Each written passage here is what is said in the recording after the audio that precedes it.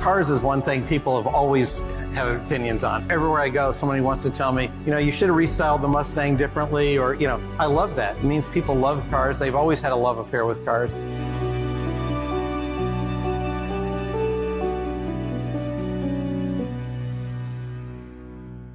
I don't think it's going to be lost on anyone, Bill, that we're talking about the future of the automotive industry in a place where there are no autos to speak of. Yeah, true. So let's go ahead and start. I mean, when you're in rooms like this, I can only imagine with the state of where we are and what you're working on, that people have a lot of advice for you and they come up to you and say, Bill, you know what you ought to do? Listen, cars is one thing people have always had opinions on. I mean, everywhere I go, somebody wants to tell me, you should have restyled the Mustang differently, or, but I love that. It means people love cars. They've always had a love affair with cars. But our world is changing, and it's changing quickly. And it was interesting listening to Fareed. One of the things that he just said was, we're not investing for the future. Well, I actually feel, in our case, that's completely wrong. That's all we're doing is investing for the future. And it's not just because our industry is changing, but because I feel like I'm working for my children and my grandchildren. And I want to leave them a Ford Motor Company that is much stronger in 20, 30 years than it is today. So, it was interesting to hear him say that, and I hadn't really thought of that nationally, that was the case. I actually don't think that's true for us. In fact, I know it's not. So when we talk about our love affair with cars, in America's love affair with it, I mean, I know that there's, a new generation of people that say, gosh, ride sharing, man, I don't want a car. Or some teenagers don't even want to get their driver's license. How would you describe what our love affair is with the automobile? Well, it's gone through lots of, so in the 60s, people were writing songs about it, right? I mean, and then there were all kinds of, personal memories of back seats and all those kinds of things. But I think, I actually don't think it's changed much. I think one of the things that has changed is, you go back to the 50s and 60s, and people could work on their own cars because they were simple and the engines were simple. So people could change the spark plugs. You'd see them out front, changing the oil. But vehicles have gotten, ever more complicated. And of course, now with all the software going in, they're getting even more complicated. So I think, but people still love cars. And in fact, the young people you mentioned, when we check out our website, young people are the ones who are configuring vehicles on our website. The problem is affordability. Vehicles have gotten really expensive. And a new vehicle is tough for 18, 19, 20, kind of almost up to, into 30s to afford. And we're trying to fix that. We just came out with the Maverick truck, which was, priced, very, very low, and it's been a huge success. But we need to do more of that. And I think that, more than anything, is preventing young people from really engaging the car industry. Well, I think that really takes us into the conversation of the changeover and moving into EVs. First off, give me just the global view from your perspective of the disruption in the industry in the timeline of 100 years. Well, it's like everything else in our world. It's all happening faster and faster and faster. And so faster than you thought? Yeah, because what's happening is the world is actually adopting EVs faster than we are. So if you look at China has just blown by everybody in terms of EV, not just sales, but in terms of technology, affordability, the supply base, all of that. Then you look at Europe. Europe has adopted EVs much faster than we have. And so, yeah, that's all happened really, really fast, in kind of a blink of an eye in terms of the way the auto industry operates. So it's happening quickly.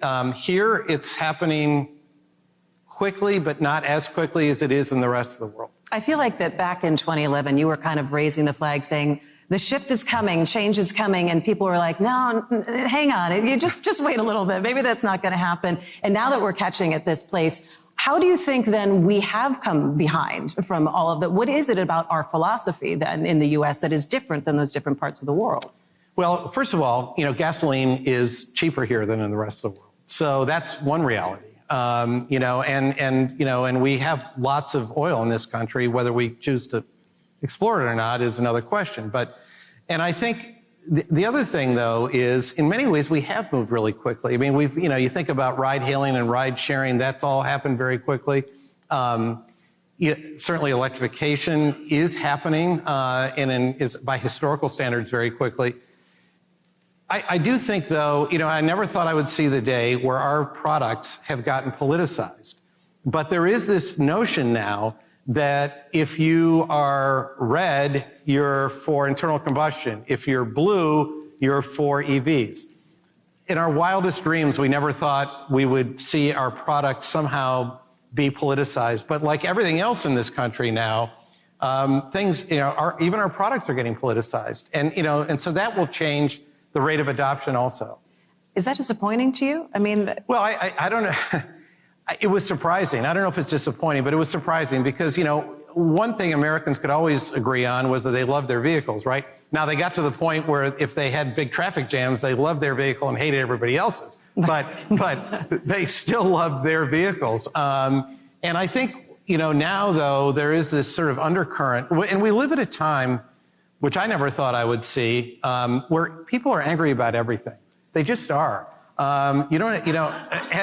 And you don't have to look very far to get offended by something or somebody. And so, and I think that as a result, I see it in our own interactions with whether it's policymakers or customers or people who want to comment on our sites. The level of politeness and discourse has really changed, and I don't think it's a good thing. And as Fareed just said, look, you strip away everything. This is still the greatest country on earth, and it just is. And some of these things that people are so angry about are really first world problems, and yet that doesn't change it. They are.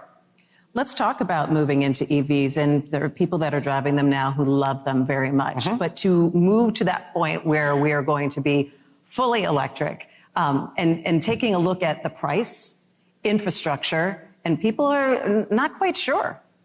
Yeah, and they're not. And the great thing about us is we've sort of positioned our company that we can go whichever way it breaks. So we have an amazing collection of internal combustion products that I'm very proud of, whether it's Bronco or Bronco Sport or F-150 or Explorer. And you can go down the list, Mustang. Those are great internal combustion vehicles. They're going to be around a long time. If adoption happens more quickly, we're going fast down that road too.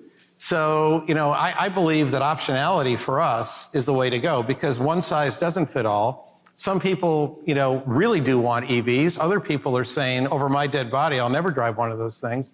That's fine. Nobody's forcing anybody into anything. And yet we are placing our bets that the EV future will come.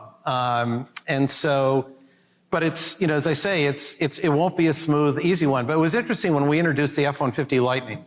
That really opened my eyes because the reaction to that vehicle, people were blown away because they realized this wasn't just an F-150 that we threw a battery in.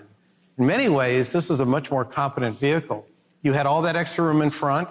You could use the vehicle to power your work site. It was a generator. In fact, you could use it to power your home if you lost, power at home, things that your internal combustion vehicle couldn't do. And when people saw what the added efficacy of that was, it really opened a lot of people's eyes. Well, wait, maybe this electric thing might work. But you also did grab brands, though, that had fierce loyalty. And you were able to, and then when you put a Mustang out there, you weren't too pleased about that at first, right? No, I was the last one to say yes to that inside Ford because to me, a Mustang had to be a V8 with a stick, and the idea and top down. And the top down, and the idea of actually having an EV that made no noise at all. Are you kidding? But until I drove it, and then I drove it, I thought, oh my God. This is actually amazing. They kept coming back to you, though, They did. But they didn't have a drivable prototype, so I was unmoved. But when they finally got one, I thought, wow, this thing's a blast. It snaps your head back. Within the speed limit, I shouldn't be talking about this. Never speeds, right? Yeah, exactly. Yeah, well, it drives my family crazy because I always say, well, I've never gotten a speeding ticket. And then the question is, well, how many times have you been pulled over? Well, the good news is most of the police are car nuts. So, so wait a minute. So this is you talking your way out of a ticket? I don't have to say anything. They like the cars I'm in. Please tell me they come up and they go, license registered. Mr. Ford, please go on your way. No, they asked me a million questions about the vehicle. And like everybody else, why didn't you do this? Why did you do this? So it's fun. So now that we've kind of really established where everything is headed and that it's happening a lot faster, and it takes a lot of different kind of coordination within a company to be able to change and to pivot. Talk about some of those changes, even within the last 2 years at Ford. Well, yeah, I mean, we're basically becoming a software company. Well, we'll always be a hardware company, but we're rapidly becoming a software company as well, and that's a big change. It's a big change in a lot of ways, not just acquiring software talent, but the way you manage software talent is very different than the way you manage hardware talent. And so, you know, we're in a very, we're learning fast and we're moving fast. So, and we've divided the company into 3 different divisions. We have our EV company, we have our internal combustion company, and we have Ford Pro, which is our commercial company, which is actually a combination of both, but it serves our commercial customers. And, yeah, I mean, we're managing the company very differently than we did a few years ago. And, you know, we're probably making some mistakes. I'm sure we are. And we'll probably look back and have to fine tune some of it. But so far it's going really, really well. And I think for us, sort of the secret weapon is the Pro business. So we do business vehicles really well. In fact, we're #1 in the world. But they have different requirements than a retail buyer does. So, I mean, they want to have their vehicle have 24-hour uptime if they can. They can't wait to get service for, you know, a 10-day service appointment. They have to have it serviced right now. They need loaner vehicles. They need all those kinds of things to keep their business moving. And so they need different kinds of software, and so that they can control their fleet. They can know their exact fleet fuel economy, all these kinds of things that we're now providing to them that a retail buyer more or less doesn't really care about. So, and it's going to be a huge profit driver for our company. And the customer loyalty to that is really, really high, but that's a new way we're managing too. So when you're talking about your hardware company, but you're also a software company, that means you're gathering a lot of different kind of talent as well. And when you're doing the expansion and looking at expanding with EVs, and specifically, let's go ahead and take a look at Michigan and finding the talent that's here and the deliberate placemaking and deliberate decision about when you grow and when you're picking a plant and where you want to be. What are some of the considerations that I think, Michigan needed to take into consideration to be able to have more of Ford here? Well, Michigan's always going to have Ford here as long as I'm alive. I love this state. I can't imagine not investing in Michigan. But, you know, and in one of the,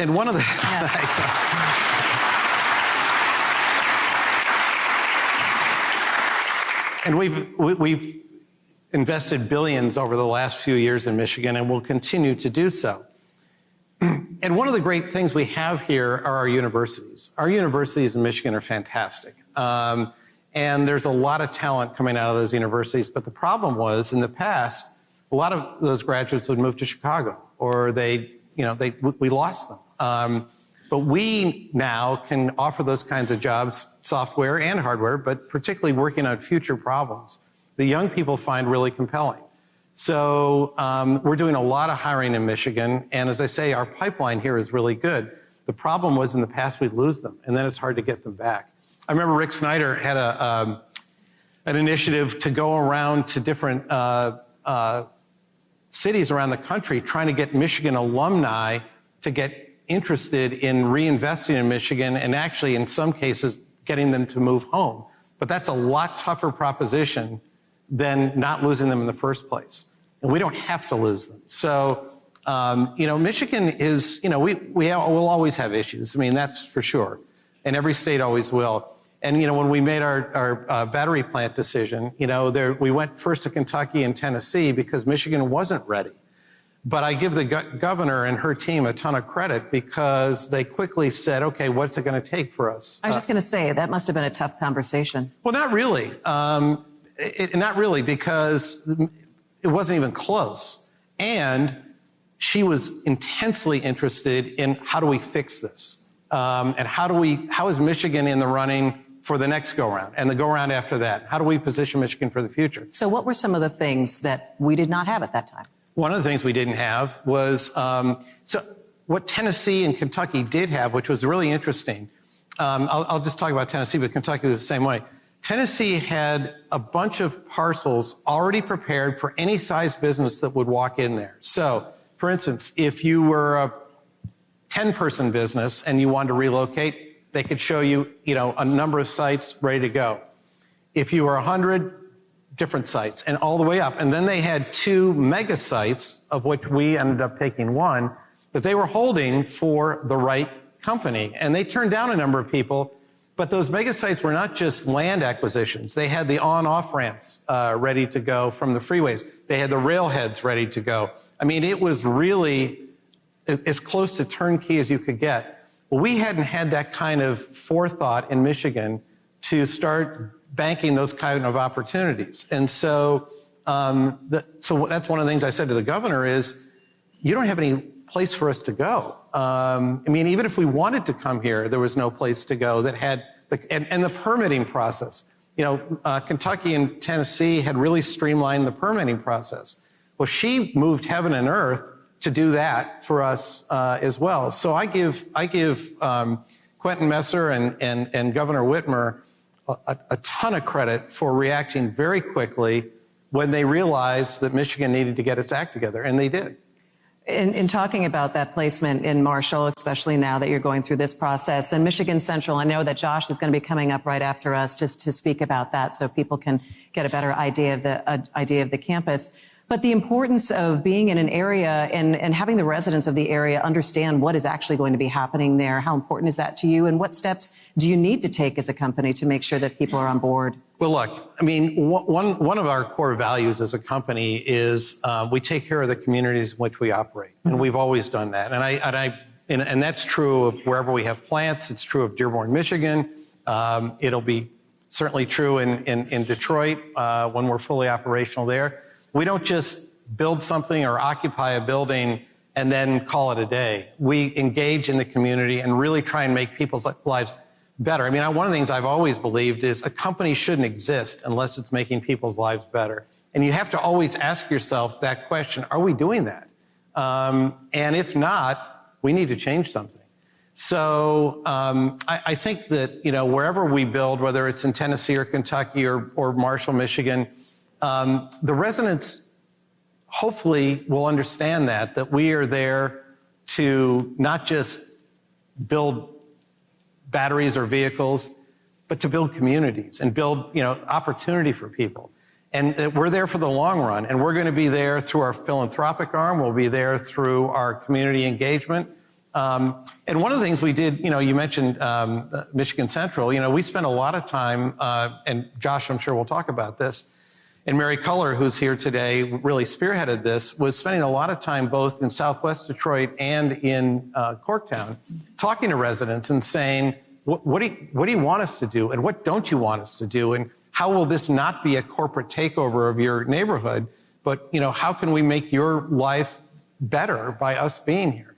And we did a lot of listening, and we have to do that in Marshall. We have to do a lot of listening and then addressing the concerns they have, and and maybe we haven't done a good enough job of that.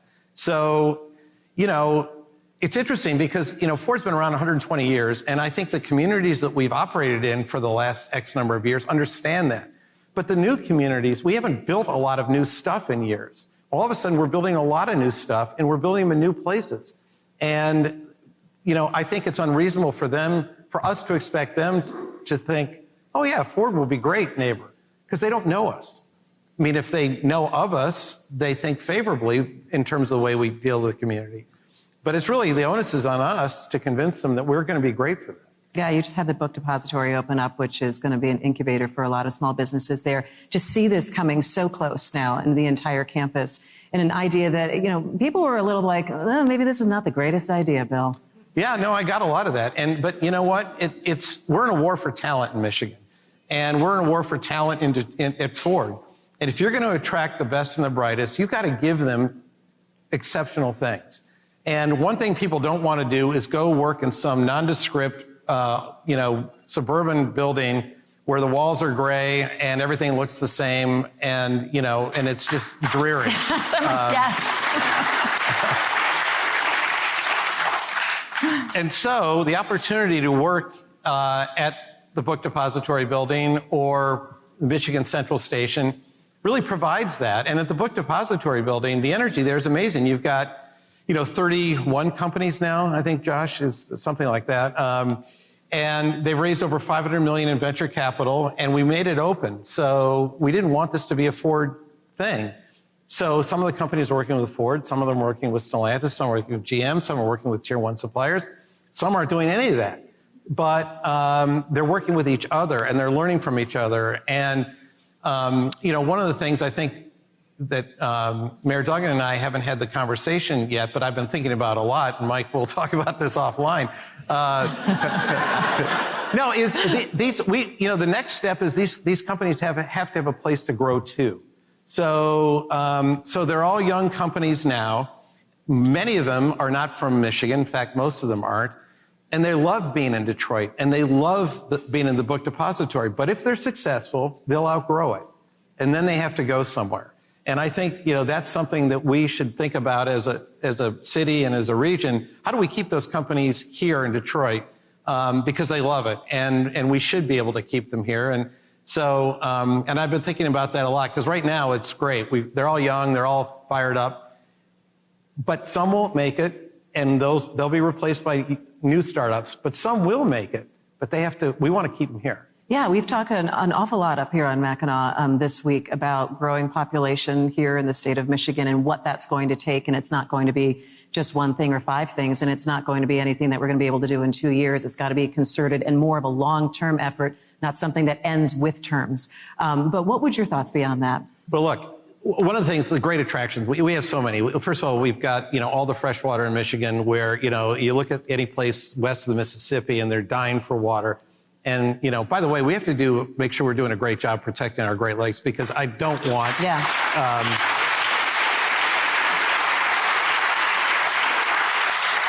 It's not a stretch. They've already drained the Colorado River to say, well, it'd be great. The Great Lakes have a lot of water. We can just tap into that. Hell no. Mm-hmm. But that's a great attraction long term. Our fresh water. Our workforce here is terrific, but and we have, as I just said a minute ago, great universities. We kind of have all the ingredients to be. We don't have natural disasters really. Yeah, we have a couple. We have some tornadoes every now and then, but relative to the rest of the country, we don't. We've got it all here. We really do, and our only opposition is ourselves. We just got to get our act together and build a long-term future here, and I think we're doing that. When I look at what's happened to Detroit in the last 10 years and the reputation of the city, you all talk about this all the time. All of us live this. 10 years ago, if you tried to hire somebody in the East Coast or West Coast and you said, please come to Detroit, forget it. And we'd bring in prospective employees and we'd show them, talk about how great the suburbs were, how great the school systems were, how great Northern Michigan was. And if you took them to Detroit, you'd take them to a ball game and then get out of there. So different now. It was really interesting. There's a coffee shop that's attached to a barber shop in Corktown, and I was talking to the barber, and I said to him, he had 10 chairs, and I said, can you fill all these chairs? He said, oh yeah. He said, in fact, I've got resumes, that I don't know what to do with. I said, what do you mean? He said, oh, anybody from San Francisco, Portland, Seattle, Denver. He said they can't make a living on a barber's wage, and they hear the buzz around Detroit now is, really great, and they can make a living, and so I could have whoever I want. Thanks to our mayor, who's just done an amazing job. Yeah.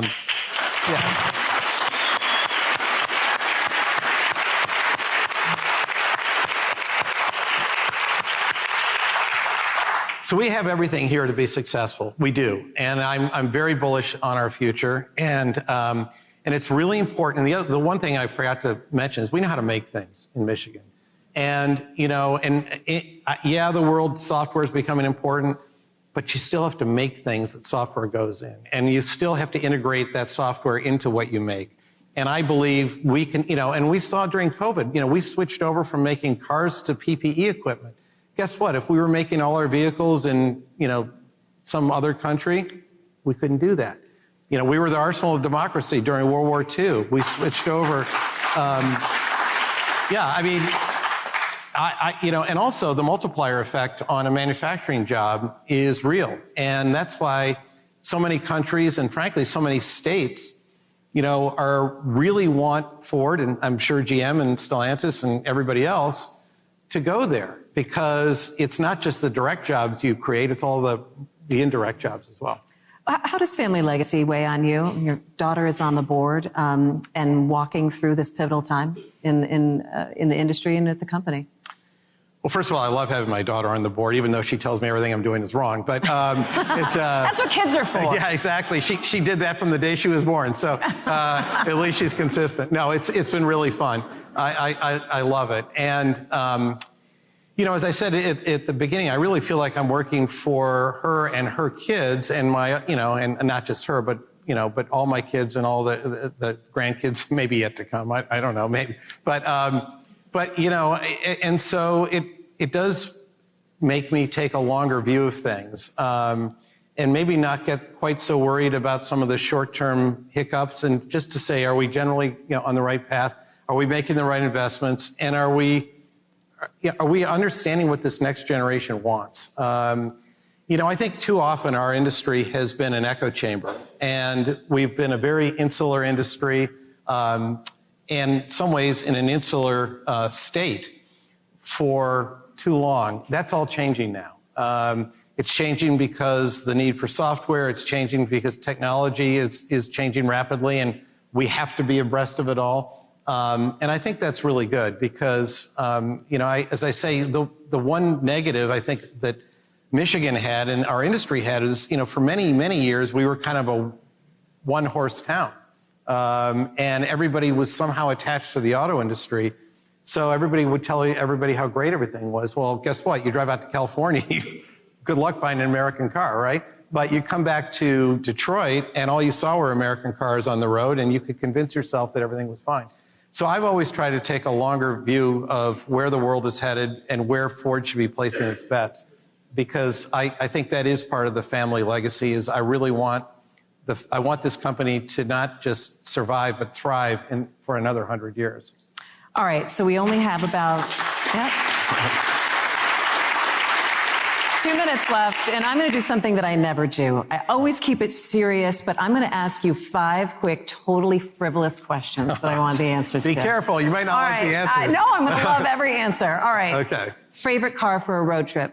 Make, model, year. Mustang V8 stick shift convertible down on the Pacific Coast Highway in California. Color. Color doesn't matter as long as the sound's up, cranked up. Soundtrack? Well, I'm a one-hit wonder guy, so nobody likes my songs. Okay. So, no, I'm pretty much, I'll date myself. I'm pretty much a 70s, kind of. Serious 70s on 7? Got it. All right, that'll be good. Things that keep you up at night? Oh, boy. Well, other than 4 children, which I think would keep any parent up at night. No, it's just, particularly during the dark days of the financial crisis when, GM and Chrysler went bankrupt and we were just hanging on, I would stare at the ceiling every night saying, is this all going to go down on my watch? Am I going to be the one after 100 years that ruined the family company? And I worry about that every night. I do. I mean, I like where we are. We're very profitable. Things are going well, but there's no shortage of things to worry about, and I suppose there never will be. Yeah. All right, best place in Michigan?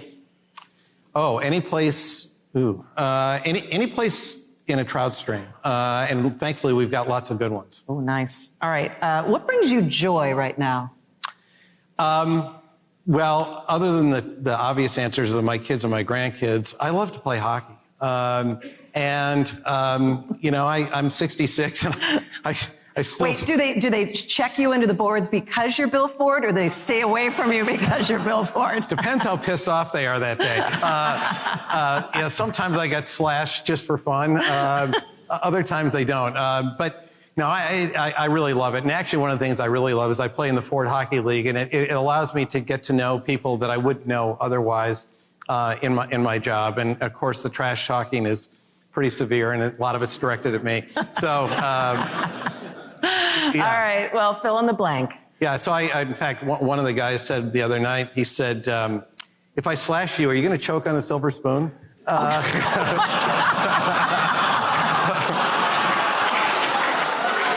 You're like, check your paycheck next week. Exactly. All right. Last thing for you. In 5 years, I hope, fill in the blank. Well, I hope I'm still doing this because I love it. And I love what I do. I love the company. And I love the people in the company. To me, it's not the vehicles or the plants or any of the machinery. It's the people. And it will always be the people. And any company is only as good as its people.